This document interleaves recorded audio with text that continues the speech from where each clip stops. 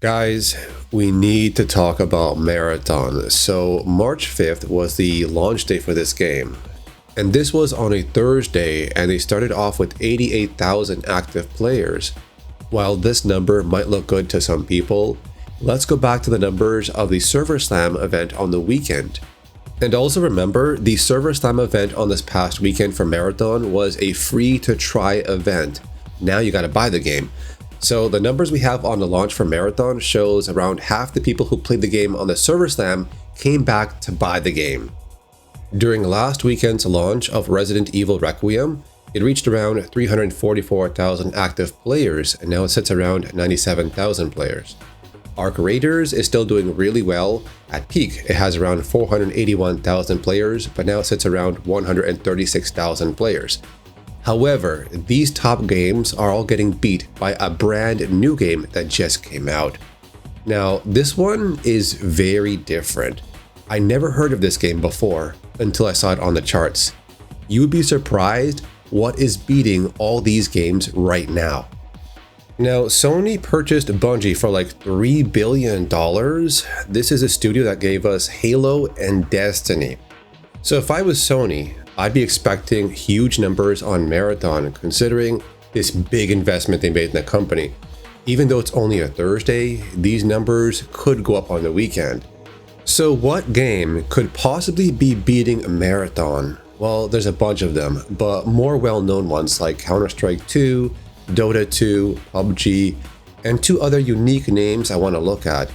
Bongo Cat is not even a game, it's just a free app that sits on your desktop and it counts how many button presses you do. It's got a simple animation that plays along with each input. So again, it's not a game, it's just a free app. So we cannot compare this to Marathon equally. Now Bungie has high hopes for Marathon doing well. Launch day was okay, Friday morning is not so great.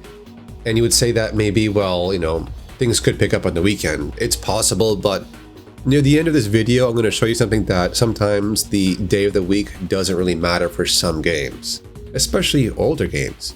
So there's this other new game that launched on the same day as Marathon. It's from a very small company and it's got huge numbers already. So this other game that is beating Marathon numbers right now is from a small indie company.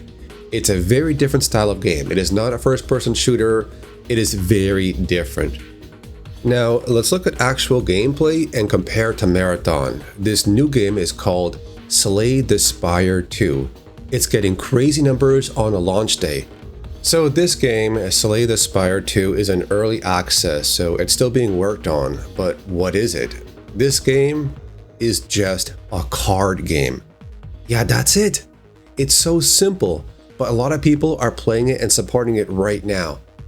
I'm pretty sure the budget for this game is nowhere near as what they spent on making Marathon. I bet you Sony is not happy now. Their huge investment in Bungie to make a brand new game called Marathon is getting beat by a small card game. So both games launched on the same day, March 5th of 2026. Marathon is a $50 game, but Slay the Spire is around $33. That's Canadian, by the way. Two very different types of games.